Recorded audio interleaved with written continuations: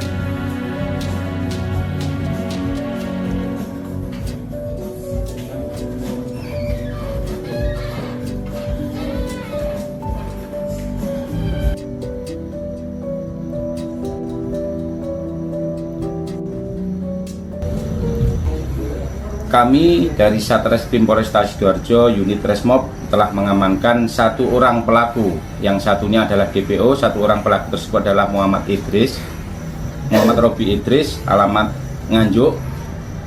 Yang bersangkutan kami amankan karena telah melakukan pencurian dengan kekerasan terhadap korban seorang laki-laki dan perempuan yang saat itu dituduh dengan tuduhan yang tidak jelas. Kemudian yang bersangkutan ditodong menggunakan pisau jenis cutter. Nah, setelah ditodong karena ketakutan, selanjutnya korban menyerahkan sepeda motornya. Kemudian sepeda motor dibawa oleh kedua orang pelaku. Namun salah satu pelaku masih dalam status DPO atau daftar pencarian orang. Tindak lanjut untuk saat ini yang bersangkutan kami lakukan penahanan. Kami kenakan pasal pencurian dengan kekerasan dan pencurian atau pencurian dengan pemberatan.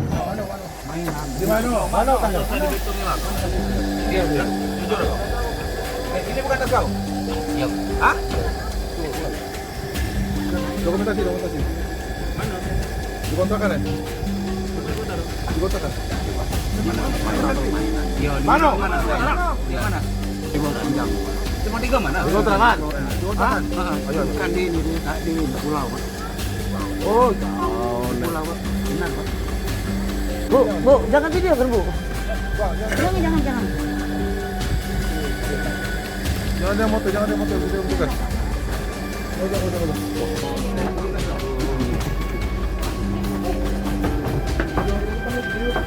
Ya, Ren.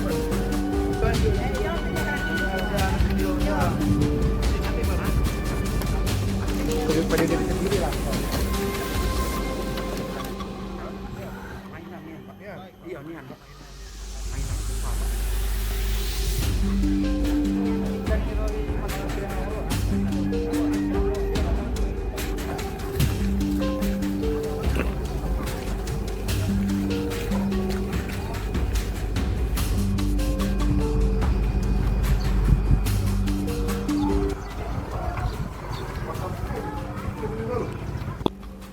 Perampokan emas dengan cara yang bersangkutan pakai masker jam 5 subuh, mendobrak pintu, kemudian menemui yang punya rumah, dan yang bersangkutan langsung menarik kalung yang beratnya seberat 30 gram dan kemudian yang berhasil diambil sebanyak 10 gram. Ketika diamankan bahwa yang tersangka sedang melakukan penimbangan ikan. Nah, penimbangan ikan. Dia melarikan diri dari Lepar Pongo menggunakan kapal ikan dan seolah-olah bekerja sebagai nelayan.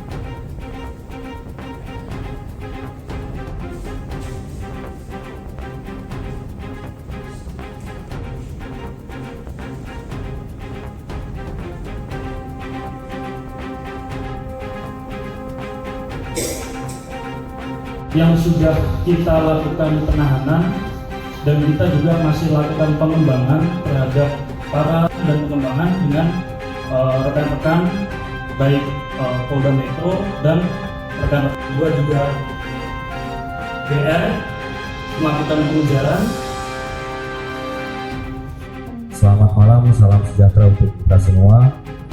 Yang kami hormati dan rem personil, yang kami hormati dan Denpom Jaya 1 Tangerang, Kasat Reskrim Polres Tangerang Selatan, yang kami hormati Kepala Swastu Namo Buddhaya Salam Kebajikan.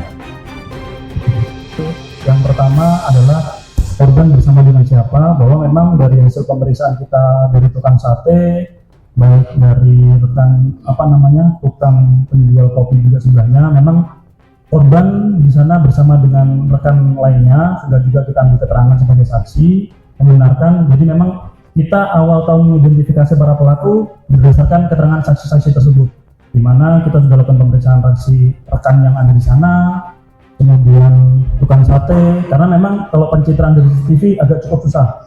Jadi beberapa saksi-saksi tersebut kita sudah beri keterangan. Terus yang kedua, para pelaku motifnya apa?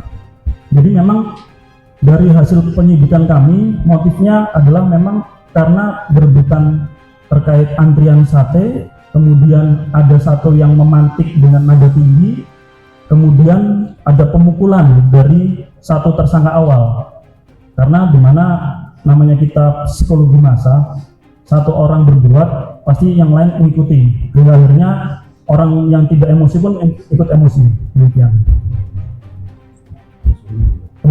Kemudian terkait pengaruh alkohol, kami dari tujuh tersangka dan saksi-saksi kita lakukan tes urin, semuanya negatif. Siap untuk narkoba. Kemudian yang ketiga, jarak TKP kerusuh pengeroyokan hingga TKP penemuan jenazah, jaraknya kurang lebih 500 sampai 800 meter. Bahwa memang dilihat di CCTV tadi, korban lari cukup kencang dan cukup jauh. Makanya pelaku penusuk pun mengejar korban, tidak mampu dia lari. Dia mengejarnya menggunakan sepeda motor. Lagi kalau pisaunya sendiri itu disiapkan pelaku apa yang dia bawa atau bagaimana? Sudah saya jelaskan tadi di awal bahwa pisau ini memang sudah dibawa pelaku sebelum adanya keributan, bahwa memang dia membawa pisau di kantong untuk berjaga-jaga. Cukup ya pertanyaan. Untuk temannya, rekannya ini bukan rekan TNI tapi rekan dari sipil, bahwa memang setelah kita lakukan kita menemukan jenazah, yang bersangkutan para saksi ini ketakutan Makanya mereka mengamankan dirinya sendiri. Jadi untuk membantu pun mereka tidak sanggup. Demikian. Terima kasih. Cukup ya. Selanjutnya kita akan melaksanakan kabar duka dari keluarga. Mewakili keluarga, langkah ke depan proses hukum tetap berjalan sebagaimana yang semestinya ya. Dalam arti itu misalnya ya sendiri mungkin rekan-rekan ya, hanya dalam hal ini mohon bantuan pemantauan dalam penyelesaian.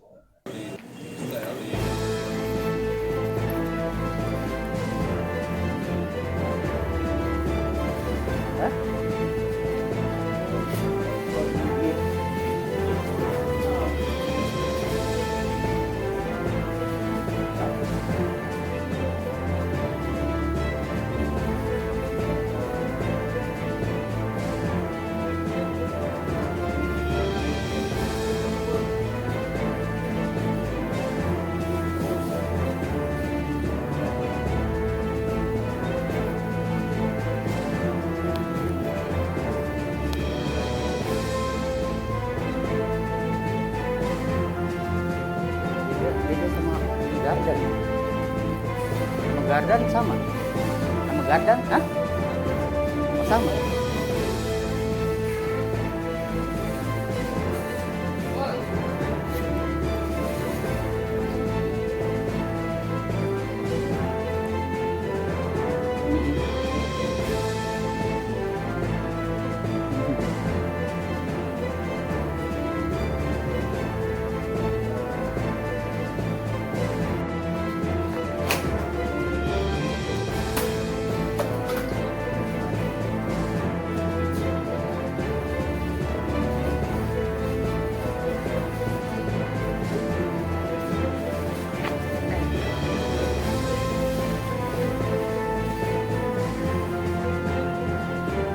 Dari operator 110 dengan adanya rumah tinggal yang cukup luas yang digunakan untuk memproduksi oli ilegal gitu. Namun untuk pastinya ini kita mencoba untuk memeriksa saksi-saksi yang ada, ya kan, termasuk pemilik usaha dengan karyawannya. Lalu itu sudah kita minta keterangan, namun kita sarankan ke pemilik untuk tidak melakukan aktivitas produksi kembali, gitu. Bagi konsumen yang menggunakan oli-oli tersebut dari usaha kecil dari yang ada di Desa Kalisuran itu, untuk segera yang merasa dirugikan untuk melapor ke Polsek Tajur Halang. Dan barang bukti yang kita amankan akan kita coba olah atau kita coba untuk uji lab, ya, untuk kita uji lab. Intinya seperti itu. Mas, sudah berapa lama mereka beroperasi dan per hari itu dapat memproduksi berapa? Baik, untuk mereka beroperasi sudah 1 tahun karena tinggal di Kalisuren, di Tajur Halang, gitu. Untuk perharinya nggak cukup banyak sih, dan pemasarannya di sekitaran Cibinong dan Bogor. Harganya berapa dan? Yang dia pasarkan ke distributor seharga Rp4.000. Dugaan sementara apa sih Bang yang dipermasalahkan dari oli ini selain tidak ada? Lebih ke perizinan ya, karena kalau kita lihat dari barang bukti yang sudah kita amankan itu belum ada label SNI-nya, gitu.